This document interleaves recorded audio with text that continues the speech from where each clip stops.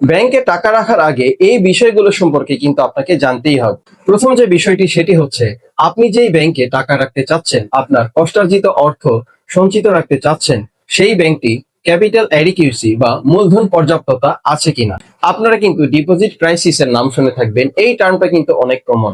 অনেক ব্যাংকই কিন্তু ডিপোজিট ক্রাইসিসে ভুগছে এবং এই ব্যাংকগুলো কিন্তু অধিক মুনাফা দিয়ে কিন্তু গ্রাহক আকর্ষণ করার চেষ্টা করছে। আপনারা চেষ্টা করবেন যেই ব্যাংকের মূলধন পর্যাপ্ততা আছে সেই ব্যাংকে কিন্তু বিনিয়োগ করতে অথবা লেনদেন করতে।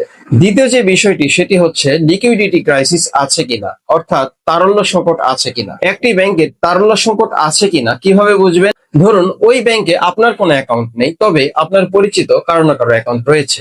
সেক্ষেত্রে আপনি যেটা করতে পারেন, ওই ব্যক্তিটির কাছে জিজ্ঞেস করতে পারেন যে ওই ব্যাংকে ইনস্ট্যান্ট যদি 1-2 লক্ষ টাকা প্রয়োজন হয়, সেক্ষেত্রে ওই ব্যাংকটি এই টাকাটা দিতে পারছে কিনা।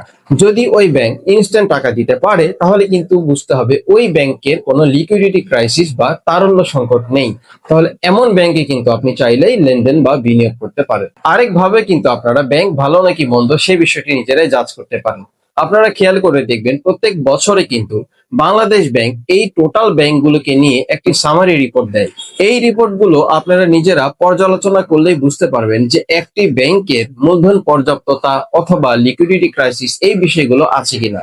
ব্যাংকিং এর এই কমন বিষয়গুলো সম্পর্কে আপনারা কে কে জানতেন অবশ্যই কমেন্ট করে জানাবেন এবং পাশাপাশি এই ভিডিওটি প্রচুর পরিমাণে শেয়ার করে দিবেন যাতে সবাই উপকৃত হয়। ব্যাংকিং এবং সরকারি সেবা সম্পর্কিত বিভিন্ন আপডেট পেতে আপনারা আমার রায়হান ব্যাংকিং সলিউশন পেজটিকে ফলো দিয়ে রাখতে পারেন এবং আপনি যদি ইউটিউব থেকে দেখেন তাহলে আমাদের চ্যানেলটিকে সাবস্ক্রাইব করতে ভুলবেন না।